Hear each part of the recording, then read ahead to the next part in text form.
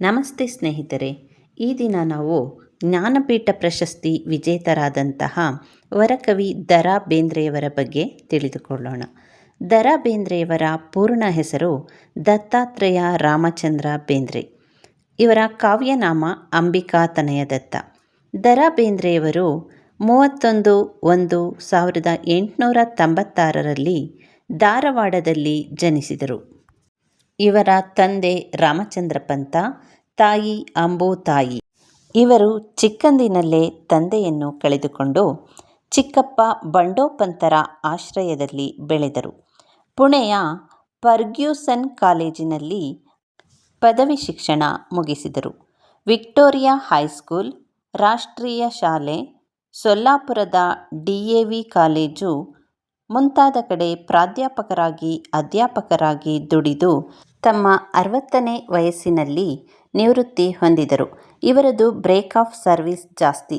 ಸ್ವಾತಂತ್ರ್ಯ ಹೋರಾಟಕ್ಕೆ ಸಂಬಂಧಿಸಿದ ನರಬಲಿಯಂತಹ ಕವಿತೆಗಳನ್ನು ಬರೆದು ಕಾರಾಗೃಹ ವಾಸವನ್ನು ಕೆಲಕಾಲ ಅನುಭವಿಸಿದರು. ನಿವೃತ್ತಿಯ ನಂತರದಲ್ಲೂ ಕೆಲವು ವರ್ಷ ಧಾರವಾಡದ ಆಕಾಶವಾಣಿ ಕೇಂದ್ರದಲ್ಲಿ ಸಲಹೆಗಾರರಾಗಿ ದುಡಿದು ಆಕಾಶವಾಣಿಗೆ ಘನತೆಯನ್ನು ತಂದುಕೊಟ್ಟರು. 1919ರಲ್ಲಿ ಹುಬ್ಬಳ್ಳಿಯಲ್ಲಿ ಲಕ್ಷ್ಮೀಬಾಯಿಯವರನ್ನು ಮದುವೆಯಾದರು. ಆ ಕಾಲಕ್ಕೆ ಔಷಧೋಪಚಾರ ಅಷ್ಟಾಗಿ ಇಲ್ಲದ ಕಾಲದಲ್ಲಿ ಅವರಿಗೆ ಹುಟ್ಟಿದ 9 ಮಕ್ಕಳಲ್ಲಿ ಕಣ್ಣ ಮುಂದೆಯೇ 6 ಮಕ್ಕಳು ಕಣ್ಮುಚ್ಚಿದವು. ಉಳಿದವರಲ್ಲಿ 2 ಗಂಡು ಮಕ್ಕಳು, ವಾಮನ ಬೇಂದ್ರೆ ಮತ್ತು ಪಾಂಡುರಂಗ ಬೇಂದ್ರೆ. ಮಗಳು ಮಂಗಳ ಬೆಳೆದು ದೊಡ್ಡವರಾದರು. ಸಂಸಾರ ಜೀವನದಲ್ಲಿ ಕಷ್ಟ ನಷ್ಟ ಅನುಭವಿಸಿದರೂ ಸಹ ಬೇಂದ್ರೆಯವರು ಎಂದೂ ಜೀವನ ಪ್ರೀತಿ, ಆಸ್ತಿಕತೆ, ಕಾವ್ಯಚೇತನವನ್ನು ಬಿಟ್ಟವರಲ್ಲ. ಸರಸವೇ ಜನನ, ವಿರಸವೇ ಮರಣ, ಸಮರಸವೇ ಜೀವನ ಎಂಬುದು ಬೇಂದ್ರೆಯವರ ಜೀವನ ಸಿದ್ಧಾಂತವಾಗಿತ್ತು. ಬೇಂದ್ರೆಯವರ ಮನೆಯಲ್ಲಿ ಮಾತನಾಡುವ ಭಾಷೆ ಮರಾಠಿಯಾಗಿತ್ತು. ಆದರೆ ಪರಿಸರದ ಮಾತು ಕನ್ನಡವಾಗಿತ್ತು. ಈ 2 ಭಾಷೆಗಳಲ್ಲೂ ಇವರು ಸಾಹಿತ್ಯವನ್ನು ರಚಿಸಿದರು. 2 ಭಾಷಾ ವಲಯದಲ್ಲೂ ಚಿರಪರಿಚಿತರಾದರು. ಆದರೆ ಕನ್ನಡದಲ್ಲಿ ಬರೆದದ್ದು, ಸಾಧಿಸಿದ್ದು ಹೆಚ್ಚು. ಇವರ 4 ತಂತಿ ಕವನ ಸಂಕಲನಕ್ಕೆ ಜ್ಞಾನಪೀಠ ಪ್ರಶಸ್ತಿ 1974ರಲ್ಲಿ ಲಭಿಸಿತು. ಈ ಸಂಕಲನ ಬಹಳ ರೀತಿಯಲ್ಲಿ ಚರ್ಚಿತವಾಯಿತು. ಕೆಲವರು ತಮಗೆ ಇದು ಏನೂ ಅರ್ಥವಾಗುವುದಿಲ್ಲ ಎಂದರು. ಆದರೆ ಮತ್ತೆ ಕೆಲವರು ಅದ್ಭುತವಾಗಿದೆ ಎಂದರು. ಕೆಲವರಿಗೆ ಏನೂ ತೋಚದೆ ಸುಮ್ಮನಾದರು. ಹಾಗೆ ಸಾಮಾನ್ಯವಾಗಿ ಓದಿದರೆ 4 ತಂತಿ ಅರ್ಥವಾಗುವುದೇ ಕಷ್ಟ. ಅದನ್ನು ಅರ್ಥ ಮಾಡಿಕೊಳ್ಳಲು ಸಂಖ್ಯಾಶಾಸ್ತ್ರ, ತತ್ವಶಾಸ್ತ್ರ ಮುಂತಾದ ಜ್ಞಾನಶಾಖೆಗಳ ಪರಿಚಯ ಸ್ವಲ್ಪ ಮಟ್ಟಿಗಾದರೂ ಇರಬೇಕಾಗುತ್ತದೆ. ನಾನು, ನೀನು, ಆನು, ತಾನು, ನಾಕೇ 4 ತಂತಿ. ಏನು ಇದರ ಅರ್ಥ? ನಾನು ನಿನ್ನನ್ನು ಸುಮ್ಮನೆ ನೋಡಿದಾಗ ರೂಪುಗೊಳ್ಳುವುದು ಒಂದು ಅರ್ಥ. ಹಾಗೆಯೇ ನೀನು ನನ್ನನ್ನು ನೋಡಿದಾಗ, ಮುಂದೆ ಸಾಗಿ ಒಳಗಣ್ಣಿನಿಂದ ನೋಡಿದಾಗ ಚೈತನ್ಯ ಸ್ವರೂಪಿಯಾದ ಅನುಕವಿ ಈ 4 ತಂತಿಗಳ ಮೇಲೆ ನಡೆಯುತ್ತಾರೆ.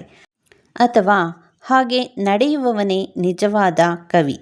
ಈ 4 ತಂತಿಗಳ ಕಸರತ್ತು ಸಂಕಲನದ ತುಂಬೆಲ್ಲ ನಡೆದಿರುವ ರೀತಿ ಈ ರೀತಿ ಇದೆ. ಆಹಾರ, ನಿದ್ರಾ, ಭಯ, ಮೈಥುನ ಇವು 4 ತಂತಿಗಳು. ಅರವಿಂದ ಮಹರ್ಷಿಗಳಿಂದ ಸ್ಫೂರ್ತಿಗೊಂಡು ಪಡೆದುಕೊಂಡ ಕಾವ್ಯ ಸೌಂದರ್ಯದ 4 ತಂತಿಗಳು ಹೀಗಿವೆ. ಇತರ ತಂತಿಗಳ ನೋಡಿ ಅಭ್ಯಾಸ, ಪ್ರತಿಭೆ, ಶ್ರದ್ಧೆ, ಪ್ರಜ್ಞೆ, ನಿಷ್ಠೆ, ಅವಧಾನ, ಅನುಭಾವ, ಗುರು, ಶಾಸ್ತ್ರ, ಕಾಲ, ಉತ್ಸಾಹ, ಕಾಮನೀತಿ, ಕಾಮಶುದ್ಧಿ, ಕಾಮಬುದ್ಧಿ, ಕಾಮಸಿದ್ಧಿ. ಬೇಂದ್ರೆಯವರು ಪ್ರೇರಣೆ ಪಡೆದ, ಪ್ರಭಾವಕ್ಕೊಳಗಾದ ವಲಯ ತುಂಬ ವಿಸ್ತಾರವಾದುದು. ಬೇಂದ್ರೆಯವರು ಅಂಬುಬಾಯಿಯವರ ಪ್ರೇರಣೆಯಿಂದ ಅಂಬಿಕಾ ತನಯ ದತ್ತರಾದರು.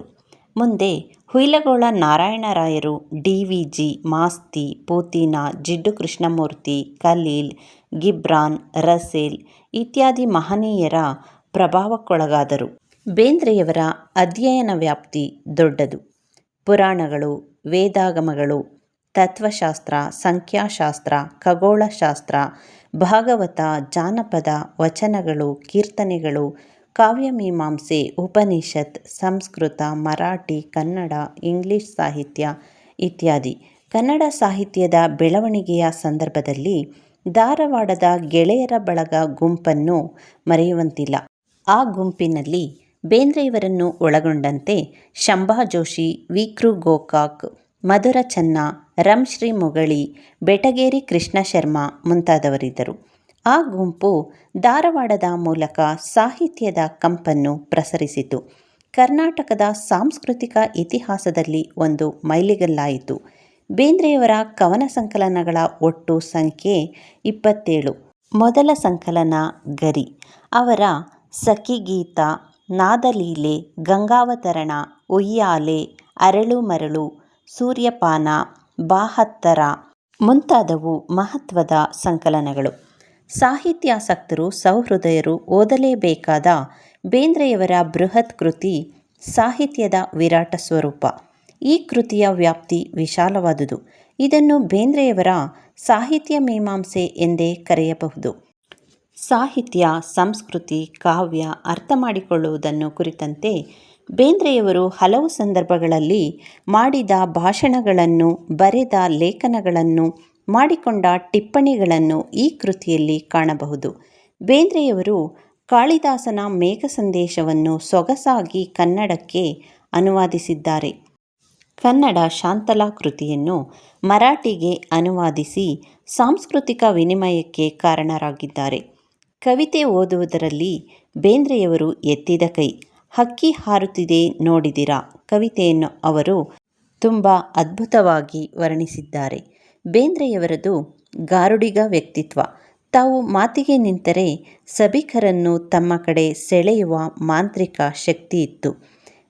ಕಾವ್ಯ ರಚನೆ ಹಾಗೂ ವಾಚನದಲ್ಲಿ ಎಂಥ ಅದ್ಭುತ ಪ್ರತಿಭೆಯೋ ಅಂಥದ್ದೇ ಅವರ ಮಾತಿನ ವಿಲಾಸ ಕೂಡ. ಹಕ್ಕಿ ಹಾರುತ್ತಿದೆ ನೋಡಿದಿರಾ, ಕುಣಿಯೋಣ ಬಾರ, ಜೋಗಿ, ಬೆಳಗು, ಪಾತರಗಿತ್ತಿ ಪಕ್ಕ ಮುಂತಾದ ಬೇಂದ್ರೆ ಕವಿತೆಗಳು ಮತ್ತೆ ಮತ್ತೆ ನೆನಪಾಗುತ್ತವೆ. ಬೇಂದ್ರೆಯವರ ಭಾವಗೀತೆಗಳು ಹೆಚ್ಚು ಪ್ರಸಿದ್ಧಿಯಾಗಿವೆ. ಆದರೆ ಅವರ ದೀರ್ಘ ಕವನಗಳನ್ನು, ಕಥನ ಕವನಗಳನ್ನು ಮರೆಯುವಂತಿಲ್ಲ. ಸಖಿಗೀತ ಮತ್ತು ಶ್ರಾವಣ ಬಂತು, ಕಾಮೋದೆ, ಕನಸಿನ ಕತೆ ಮುಂತಾದವು ಅವರ ಅನುವಾದಗಳು ಈ ಗುಂಪಿಗೆ ಸೇರಿವೆ. ಬಹುತೇಕ ದೀರ್ಘ ಕವನಗಳಲ್ಲಿ ಕತೆಗಿಂತ ತತ್ವವೇ ಮುಖ್ಯವಾಗಿರುವುದನ್ನು ಕಾಣುತ್ತೇವೆ. ಬೇಂದ್ರೆಯವರ ಕಾವ್ಯ ಕೇವಲ ಭಾವವಿಲಾಸದಲ್ಲಿ, ಅನುಭಾವದಲ್ಲಿ ಮುಗಿದಿಲ್ಲವೆಂಬುದನ್ನು ಗಮನಿಸಬೇಕು. ಕುರುಡು ಕಾಂಚಾಣ, ತುತ್ತಿನ ಚೀಲ, ನರಬಲಿ, ಅನ್ನಾವತಾರ ಮುಂತಾದವುಗಳಲ್ಲಿ ಸಾಮಾಜಿಕ ಅಸಮತೋಲನದ ಬಗ್ಗೆ, ಸಾಮಾಜಿಕ ಸಮಸ್ಯೆಗಳ ಬಗ್ಗೆ ಕಲಾತ್ಮಕವಾಗಿಯೇ ಬೆಳಕು ಚೆಲ್ಲಿದ್ದಾರೆ. ಬೇಂದ್ರೆಯವರಿಗೆ 1959ರಲ್ಲಿ ಅರಳು ಮರಳು ಕೃತಿಗೆ ಕೇಂದ್ರ ಸಾಹಿತ್ಯ ಅಕಾಡೆಮಿ ಪ್ರಶಸ್ತಿ ಲಭಿಸಿದೆ. ಅಖಿಲ ಭಾರತ ಕನ್ನಡ ಸಾಹಿತ್ಯ ಸಮ್ಮೇಳನದ ಅಧ್ಯಕ್ಷತೆಯನ್ನು 1943ರಲ್ಲಿ ವಹಿಸಿದ್ದರು. 1966ರಲ್ಲಿ ಮೈಸೂರು ವಿಶ್ವವಿದ್ಯಾನಿಲಯ ಗೌರವ ಡಿ.ಲಿಟ್ ಪ್ರಶಸ್ತಿಯನ್ನು ನೀಡಿ ಗೌರವಿಸಿದೆ. ಹಾಗೆಯೇ ಕರ್ನಾಟಕ ವಿಶ್ವವಿದ್ಯಾನಿಲಯವೂ ಕೂಡ ಗೌರವ ಡಿ.ಲಿಟ್ ಪ್ರಶಸ್ತಿಯನ್ನು 1968ರಲ್ಲಿ ನೀಡಿ ಗೌರವಿಸಿದೆ. 1968ರಲ್ಲಿ ಪದ್ಮಶ್ರೀ ಪ್ರಶಸ್ತಿಯನ್ನು ಸಹ ನೀಡಲಾಗಿದೆ. ಕೇಂದ್ರ ಸಾಹಿತ್ಯ ಅಕಾಡೆಮಿ ಫೆಲೋ ಪ್ರಶಸ್ತಿ 1969ರಲ್ಲಿ ನೀಡಲಾಗಿದೆ. ನಾಲ್ಕು ತಂತಿ ಕೃತಿಗಾಗಿ 1974ರಲ್ಲಿ ಜ್ಞಾನಪೀಠ ಪ್ರಶಸ್ತಿಯನ್ನು ಸಹ ನೀಡಿ ಗೌರವಿಸಲಾಗಿದೆ. ಬೇಂದ್ರೆಯವರು ವರಕವಿ ಎಂದು ಸಹ ಬಿರುದಾಂಕಿತರಾಗಿದ್ದಾರೆ. ಒಟ್ಟಿನಲ್ಲಿ ಬೇಂದ್ರೆಯವರ ಕಾವ್ಯಶಿಲ್ಪ ಬಹುಮುಖ್ಯ ನೆಲೆಯಲ್ಲಿ ರೂಪುಗೊಂಡಿರುವುದನ್ನು ಕಾಣಬಹುದಾಗಿದೆ. ಕೆಲವು ಕವಿತೆಗಳು ಸಹೃದಯನಿಗೆ ಸವಾಲಾಗಿಯೂ ಸಹ ನಿಲ್ಲುತ್ತವೆ. ಇದಿಷ್ಟು ಬೇಂದ್ರೆಯವರ ಕುರಿತ ಮಾಹಿತಿಯಾಗಿತ್ತು. ಇನ್ನೂ ಹೆಚ್ಚಿನ ಹೊಸ ವಿಷಯಗಳನ್ನು ತಿಳಿಯಲು ನಮ್ಮ ಚಾನಲನ್ನು ಲೈಕ್, ಶೇರ್, ಕಾಮೆಂಟ್ ಹಾಗೂ ಸಬ್ಸ್ಕ್ರೈಬ್ ಮಾಡಿ. ಧನ್ಯವಾದಗಳು.